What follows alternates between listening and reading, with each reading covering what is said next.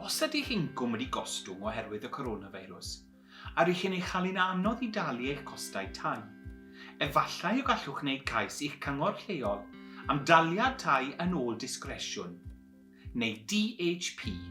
I gynnig am Taliad DHP, mae'n rhaid i'ch bod chi eisoes yn derbyn costau tai credyd cynhwysol neu fydd dal tai.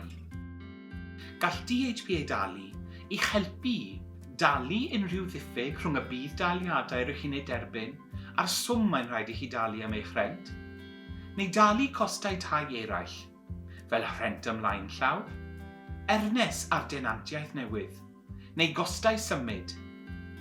Mae taliadau DHP fel arfer yn cael ei rhoi am gyfnod penodol o amser, a does dim rhaid i adalu'r swm yn ôl.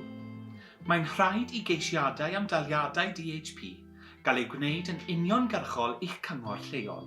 Ewch i'n gwefan a defnyddiwch ein arf chwilio am god post i ddod o hyd i fanylion eich cyngor lleol a ddolenni i'r ffurflen cais berthnasol. Mae'n debyg y byddant yn gofyn i chi nodi ar y ffurflen pam eich bod angen daliad DHP a beth sydd wedi achosi eich problemau ariannol. Gwnewch yn siŵr eich bod yn esbonio unrhyw effaith mae'r coronafeirws wedi ei cael ar eich incwm. Mae'r swm o DHP a dderbyniwch yn dibynnu ar eich amgylchiadau personol.